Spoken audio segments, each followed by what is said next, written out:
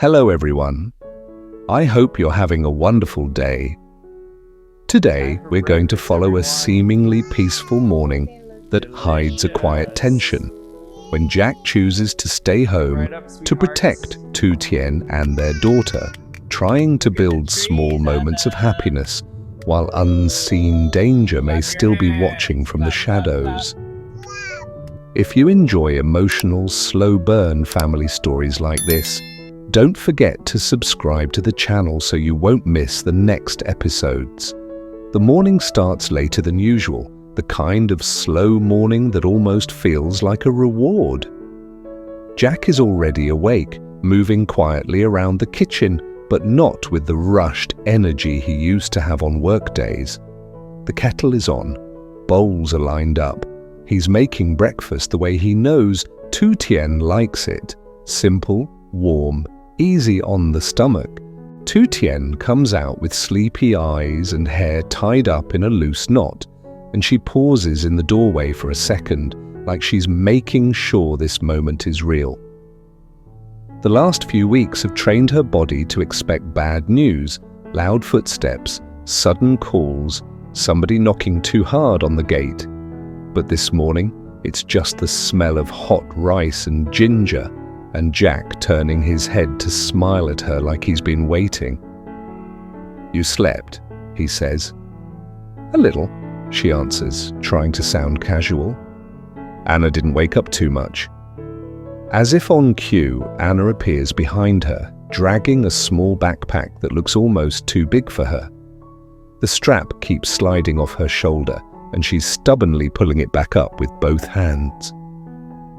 Jack crouches down and gently adjusts the straps. "Big student," he tells her.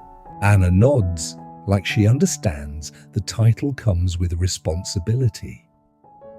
Then she looks at the bowls on the table and points with authority, like she's deciding the menu. Tu Tien sits across from Jack, sipping tea, watching them. There's a softness in her face that hasn't shown up in a long time. But Jack still catches the small details, the way she blinks a little slower, the way she rests her palm briefly on the edge of the table like she's grounding herself. He doesn't call her out in front of Anna. He just nudges the warm bowl closer. "Eat," he says, gentle but firm. "We're going to have a long morning." Tu Tien gives him a look. "You're acting like you're the one starting school." Jack lets out a quiet laugh. "Maybe I am. I feel like I'm dropping my heart off at the classroom door." That makes Tu Tien smile for real. After breakfast, they pack Anna's water bottle, straighten her uniform one more time, and check the little list the teacher gave them. Jack reads it out loud, like he's reviewing an important contract. Extra clothes, tissues, wet wipes, a small comfort toy. Anna immediately runs to grab her stuffed turtle, like it's a life-saving document. Jack picks up the car keys. "Let's go." They step outside into crisp air and pale sunlight. The yard is still damp from last night's fog. The dogs follow them to the gate, circling the car, excited by the movement. Tu Tien stands close to Jack as they load Anna into the back seat, not because she needs help, but because being close to him feels safer these days. Jack notices. He doesn't say anything. He just opens the passenger door for her like it's the most natural thing in the world. As he drives, he keeps the speed steady. He checks the mirrors too often. Not because he's distracted, because he's calculating. Tu Tien turns her face toward the window, watching the road roll past. Fields, small shops, the town waking up. Everything looks normal, and that's what makes it unsettling. Jack breaks the silence carefully. "After we drop her off, I'm calling the company." Tu Tien nods. "You should." "I'm not going in today." Her head turns sharply. "Jack!" He keeps his eyes on the road. Listen to me. I'll handle it. I'll assign tasks, I'll do calls, I'll review documents from home, but I'm not leaving you alone right now. Tu Tien starts to protest, but the words don't come out strong. Deep down, she knows why he's saying it. Mrs. Thuy and the people connected to her are still out there. The police are working, but working doesn't always mean fast. Jack glances at her for half a second. Until they're caught, we don't pretend everything is safe. Tu Tien swallows and looks down at her hands. I don't want to be the reason you fall behind. Jack's voice stays calm. You're not the reason, they are. In the back seat, Anna hums to herself, tapping her turtle against the window like she's making music. A tiny sound keeps the car from feeling too heavy. When they arrive at the kindergarten, the place is brighter than Tu Tien expects.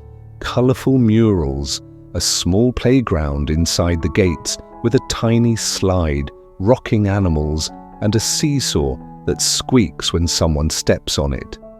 Anna's eyes go wide. She gets out of the car and immediately walks toward the gate like she owns the place. Then she stops, turns back, and makes sure both her parents are following. Jack and Tu Tien walk with her into the yard. Other parents are there too, some holding their kids tightly, some laughing, like this is routine. The teacher stands at the doorway with a warm smile and a clipboard. Anna runs straight to the little rocking horse and climbs on with no hesitation. For a moment, Tu Tien's shoulders relax. She's brave, Tu Tien whispers. Jack watches Anna rock back and forth, then glance toward the classroom door. The bravery is real, but so is the uncertainty. It's all mixed together, like it always is. When the teacher calls the children to line up, Anna freezes. The rocking stops. Her eyes flick to Jack, then to Tu Tien. Jack crouches beside her. It's okay, go say hi. Anna's lips tighten. She shakes her head once, firm. Tu Tien kneels on the other side. We'll be right here. You can go inside and look around. Anna looks at the classroom like it's a new world with rules she doesn't know. And then, all at once, she clings to Tu Tien's shirt. Jack exhales slowly. First day tears, he says softly, like he's talking himself through it. The teacher steps closer, calm and patient. She offers Anna a small box of toys, colourful building blocks and a doll with a soft dress. Anna doesn't reach for them, she just clings tighter. Jack feels something tighten in his chest. He wants to pick her up, put her back in the car, and keep her safe in the only place she knows. But he also knows safety isn't always the same as growth. He leans in close to Anna's ear. You're strong. You can try 5 minutes. If you don't like it, we'll talk. Deal? Anna doesn't answer, but her grip loosens by a tiny amount. The teacher gently takes her hand and guides her toward the doorway. Tu Tien stays close, walking beside them until the teacher signals that parents should stop at the threshold. Anna looks back one more time, eyes watery. Tu Tien lifts her hand and smiles even though her own eyes sting. We're right here, she says. Jack and Tu Tien step back into the yard and stand near the window like they're trying not to breathe too loudly. Inside, Anna stands stiffly for a moment. Then the teacher sits beside her, places the building blocks in front of her, and starts stacking them slowly, like it's a game anyone can join without pressure. Anna's crying stops in short, uneven breaths. Jack and Tu Tien don't speak, they just watch. And in that quiet, with their daughter learning to be brave in small pieces, Jack's phone vibrates in his pocket, once, twice, like the outside world is already trying to pull them back into chaos. He looks down at the screen, jaw tightening, and then looks back through the window at Anna. For a second, he doesn't answer, because right now he's trying to believe they can have this moment. Just one normal moment. And he doesn't know how long it will last. Jack doesn't answer the call right away. He watches Anna for another full minute through the classroom window, like he's trying to memorize the exact picture of her standing there, small, serious, and finally quiet. The teacher hands her a doll, then a few colorful blocks. Anna hesitates, then sets one block on top of another. It's not a smile, but it's progress. Tu Tien lets out a breath she didn't realize she'd been holding. She's okay? Jack nods, but his eyes stay sharp. She's okay right now. His phone vibrates again. This time he steps a few meters away, keeping the classroom in his line of sight, and answers with a low voice. Hello? It's the company. One of his staff, speaking quickly, already stressed. Jack listens, asks two short questions, and the tone in his voice shifts into that calm, controlled leadership he's built over years of putting out fires. Don't panic, Jack says. I'm not coming in today, but I'm working. Send me the schedule and the material list. I want photos of every delivery before noon. There's a pause on the other end. Boss, are you sure you're okay to handle this from home? Jack glances back at Tu Tien, who's still staring at the window like the glass is the only thing keeping Anna safe. Yes, he says. I'm sure. Put Hung on the procurement call. Let him coordinate. I'll review and sign off. He ends the call and walks back. Tu Tien looks at his face and reads the tension immediately. Trouble? She asks. Not new trouble, Jack replies. Just the same mess trying to grow legs again. Tu Tien's fingers twist together. I'm sorry? Jack shakes his head. Don't start. She swallows the rest of the sentence and just nods. The two of them stand silently for a moment, watching Anna sit down at a tiny table. Another child approaches, curious, and Anna doesn't cry. She simply holds her turtle tighter and watches back. Tu Tien's eyes soften. She's learning. Jack's voice turns quiet. So are we. When it's time to leave, they don't walk out dramatically. They move the way parents do when they're trying to convince themselves they're not abandoning their child. One last wave through the window, one last smile, one last promise that they'll be back soon. In the car, Tu Tien stays quiet for a while. Jack keeps both hands on the wheel, driving like every turn matters. After a few minutes, he breaks the silence. I want to take you somewhere. Tu Tien blinks. Home? Jack gives her a sideways look.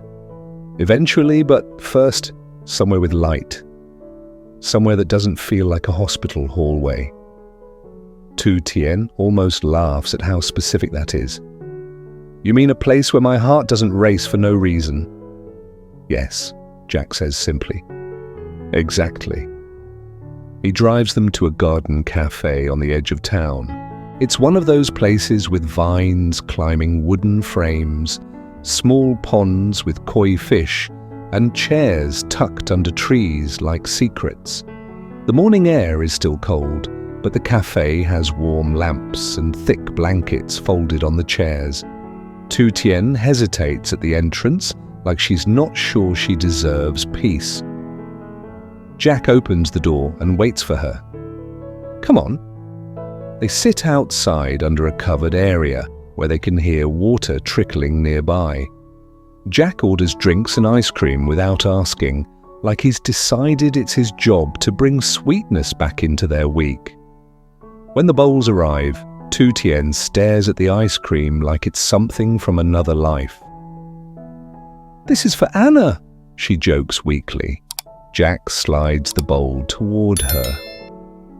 Anna is busy being brave. This is for you. Tu Tien takes a small spoonful. The cold hits her tongue, and for a second her face changes, surprised, then almost childlike. She swallows and looks down quickly, embarrassed by how much she needed something simple. Jack watches her carefully. How do you feel right now? Tu Tien knows what he really means. She keeps her answer light. Tired, but better. Jack doesn't let it go. He leans forward, voice calm but firm. I'm staying home today. I already told the company. I can do calls, I can do paperwork, but I'm not leaving you alone while those people are still out there. Tu Tien's spoon stops. Jack, you can't stop your whole life because of me. Jack's eyes narrow, not angry, just focused. I'm not stopping, I'm adjusting. She tries again, softer. Your project matters. He nods. It matters. And the contract, it matters too. Tu Tien's voice drops. Then why? Jack interrupts gently. Because you matter more. The words land between them. Tu Tien looks away, blinking fast. Jack doesn't push her to respond. He just sits there, letting her breathe. A couple at another table laughs quietly, and the sound feels strange in Tu Tien's ears, like laughter is something you hear from far away when you're inside a storm. Jack reaches across the table and covers her hand with his. We're going to build a normal life again, he says. Not a perfect one, just normal. Tu Tien's mouth tightens. Normal doesn't exist for us. Jack's grip firms. Then we'll make our own version.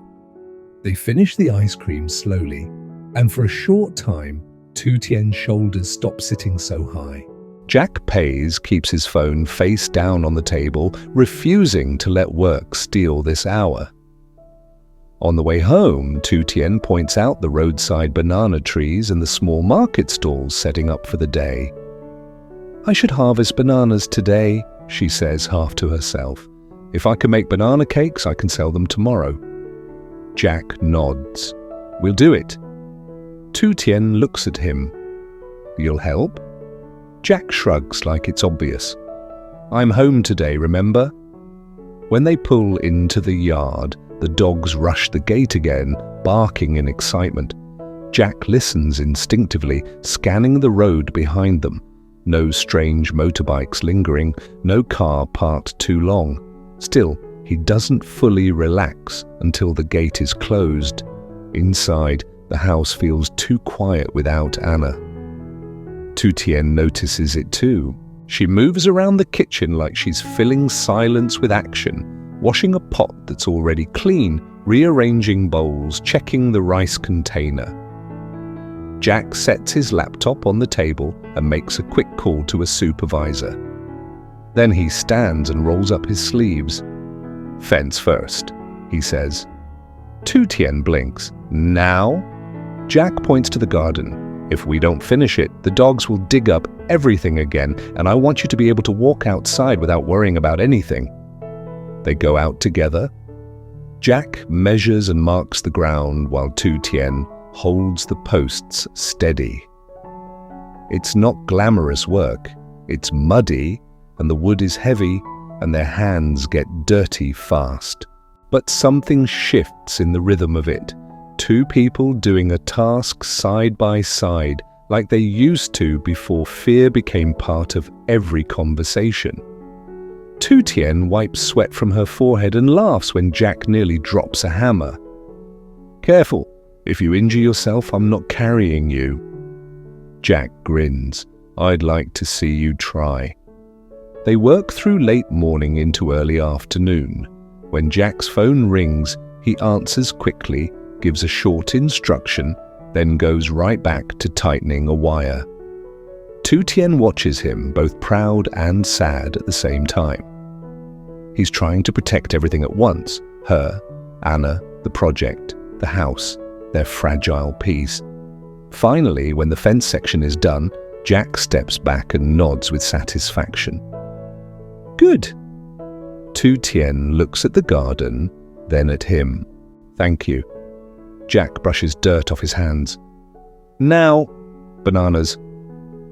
Tu Tien leads him to the trees and shows him which bunches are ready to cut. Jack steadies the stalk while Tu Tien uses the knife carefully. The bananas drop into a basket with a soft thud. As they carry them back, Tu Tien's smile fades slightly. Her eyes drift toward the road beyond the gate. Jack notices immediately. What? Tu Tien forces a small smile. Nothing, just wondering if peace can last. Jack sets the basket down and steps closer. Listen to me, he says quietly. Even if peace doesn't last, we will. Tu Tien's throat tightens. You're saying that like you can promise it. Jack's voice lowers. I'm saying it like I'm going to fight for it. A few hours later, they pick Anna up from school. She runs out with her turtle in her arms, cheeks flushed, hair slightly messy, and the moment she sees her parents, she breaks into a grin so wide it makes Tu Tien's chest ache. Jack scoops her up. How was your first day? Anna babbles happily, words unclear, but energy unmistakable. Tu Tien laughs, relief washing over her. They drive home together, all three of them in the white car, the sky softening toward evening. For a moment, it almost feels like the storm has moved somewhere else. Almost. Because as Jack turns into their lane, he catches something in the mirror, a motorbike far behind them, slowing when they slow. Jack's smile fades, just slightly. He doesn't say anything yet. He keeps driving, keeps his face calm for Anna, keeps one hand steady on the wheel, but his mind is already counting. And Tu Tien, without looking back, somehow senses it too. After breakfast at home, Jack drives Tu Tien and little Anna to preschool, trying to make the morning feel normal. Before leaving the parking lot, he calls his company to reshuffle crews and clear his schedule. He decides to stay close today, uneasy because Mrs. Thuy and her allies are still free. On the way back, Jack takes Tu Tien to a quiet garden cafe where they share ice cream and talk softly, pretending the world isn't dangerous. Back at the house, they work side by side, measuring posts and building a stronger fence around the dream garden.